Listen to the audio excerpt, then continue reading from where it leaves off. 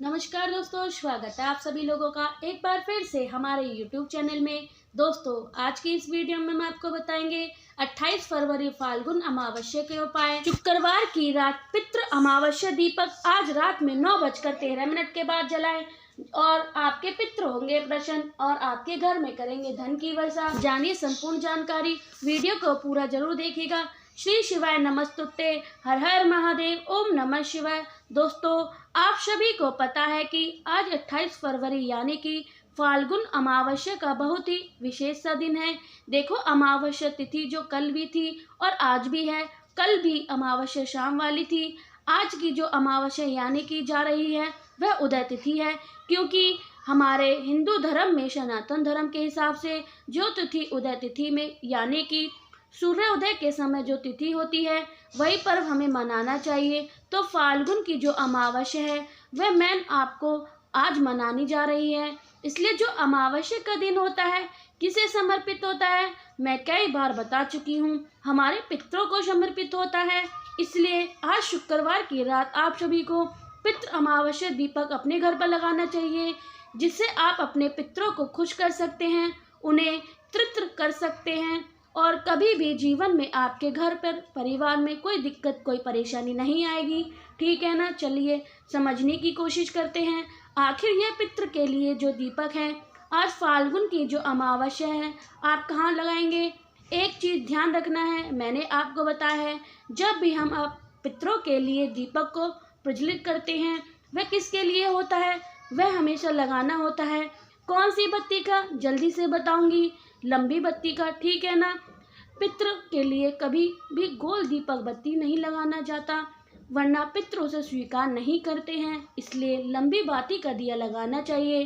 पितरों के लिए कभी भी आप कोई भी दीपक लगा रहे हो, लंबी बाती का किसी भी, चाहे आटे का ले लो चाहे मिट्टी का ले लो, कभी भी आपको तेल का इस्तेमाल नहीं करना चाहिए। हमेशा पितरों के लिए कौन सा दिया लगाते हैं? घी का। गोमाता बड़ी ही प्रिय होती हैं, पितरों के नज़दीक मानी जाती हैं।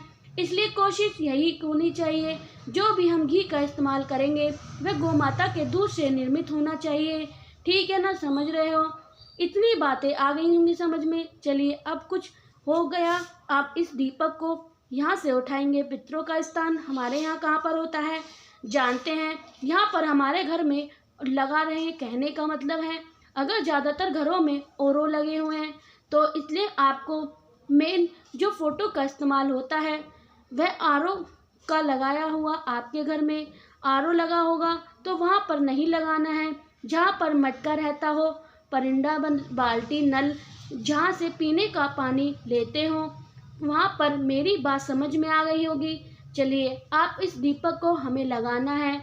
जब भी पितरों के लिए दीपक लगाओगे, एक चीज का ध्यान रखिएगा, दीपक के नीचे आपको दो चीजें होनी जरूरी हैं। एक तो नियम होता है काले तिल का और दूसरा नियम होता है चावल का। दोनों ही नहीं रखना है, कोई भी एक चीज, चाहे आप काले तिल के दीपक के नीचे रख देना या आप चावल का एक मुट्ठी, ठीक है ना? मान लीजिए क्या आप कर रहे हैं काले तिल के, तो काला तिल रख दिया। तो काले तिल के रखने के बाद में जो दीपक आपको मैंने बताया है उस दीपक को इसी काले तिल के ऊपर रखना है। बत्ती कौन सी? आपको लंबी बत्ती। ठीक है, अब यहाँ पर एक चीज का ध्यान रखिएगा, जिस भी तरह आप इस बत्ती का मुख रखेंगे, एक चीज का विशेष ध्यान देंगे, बत्ती का मुख साउथ डायरेक्शन में ही होना चाहिए, किसी और दिशा में ना हो, क्योंकि जो दिशा मानी गई है हमारे पितृ देवताओं के लिए या फिर पितरों के लिए वह साउथ डायरेक्शन होती है, यानी कि दक्षिण दिशा।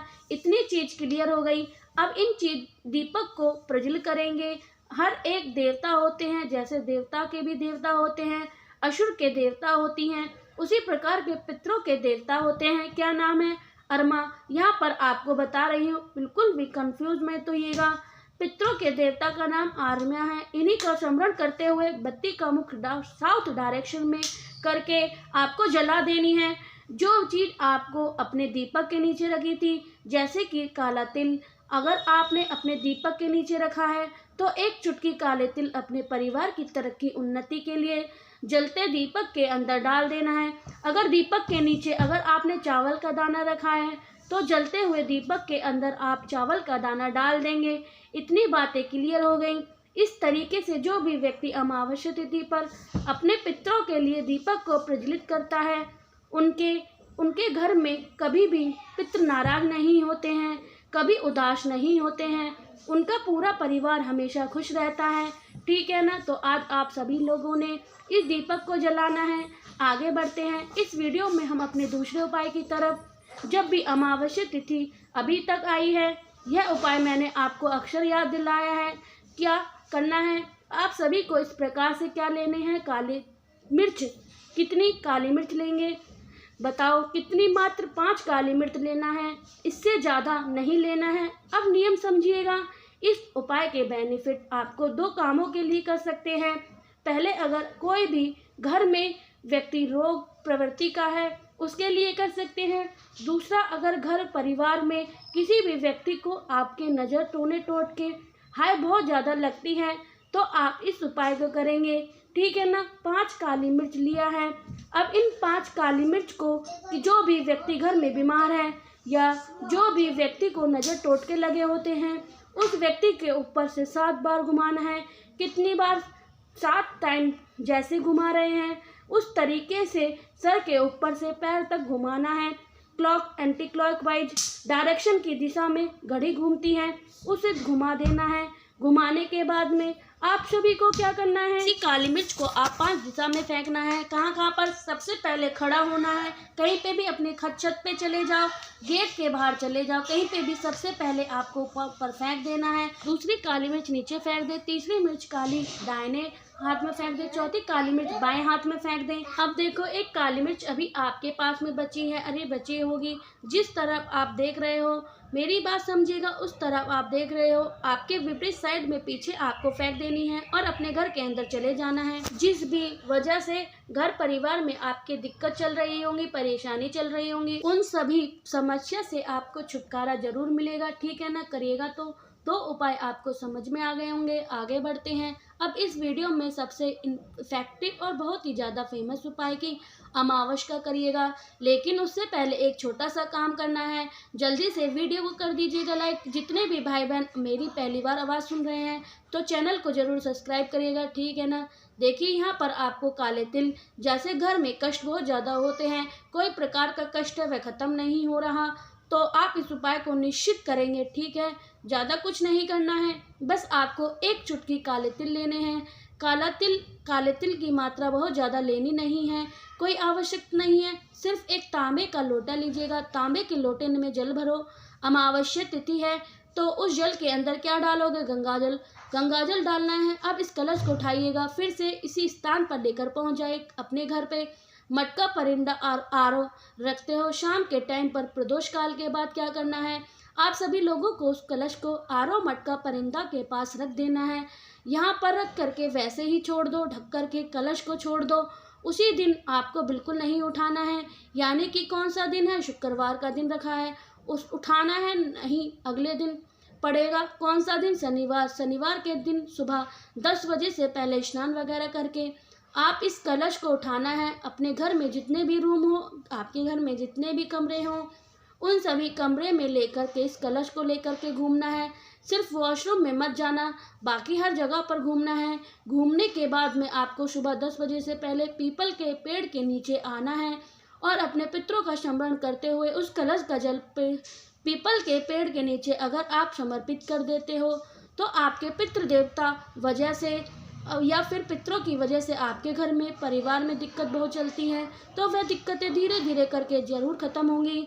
ठीक है ना। करिएगा ज़रूर इस उपाय को, जिससे आप अपने पितरों को खुश कर सकते हैं, उन्हें तृप्त कर सकते हैं। आगे बढ़ते हैं। इस वीडियो में हम सबसे आखिरी और बहुत ही स्पेशल उपाय की, जिससे आप अपनी इच्छा को आज इस अमावस्या अवसर पर पूरी कर सकते हैं। ठीक है ना। देखिए यहाँ पर आपको लेना होगा बेलपत्र। एक बेलपत्र लेना होगा, बहुत ज़्यादा की ज़रूरत नहीं है, सिर्फ एक बेलपत्र ले लो, तांबे के लोटे में जल भर लो, तो गंगाजल डाल लो और पहुंच जाओ सीधा महादेव के शिवलिंग के पास में। जब एक चीज़ समझिएगा, जब हम महादेव के शिवलिंग से ऊपर जल चढ़ाते हैं, यह जल बहता हुआ जलधारी से नीचे गिरता है। जिस जगह पर वह नीचे जल गिरता है यह हमारे पितृ माने जाते हैं। और जो आपके पास में बेलपत्र हैं उस एक बेलपत्र को यहाँ नीचे समर्पित कर देंगे। फिर एक लोटा जल अपनी मनोकामना कहते हुए अगर आपने किसी भी अमावस्या तिथि पर समर्पित कर दिया, जिस भी वजह से आपकी इच्छा अधूरी रह रही है, पूरी नहीं हो पा रही, पितृ आपके खुश होंगे और जो आपकी सारी मनोकामना पूरी होगी। बड़े से आसान भी बहुत ही प्यारा सा उपाय था, तो कोशिश की आप सभी को मैंने अच्छी तरीके समझाने की। वीडियो पसंद आई हो तो लाइक करिएगा। कुछ पूछना है, नहीं समझ में आया तो नीचे कमेंट सेक्शन में पूछ सकते हैं। और जितनी भी मेरी भाई बहन पहली बार आवाज़ सुन रहे हैं तो चैनल को ज़रूर सब्सक्राइब करिएगा। श्री शिवाय नमस्तुते। हर हर महादेव। ओम नमः शिवाय।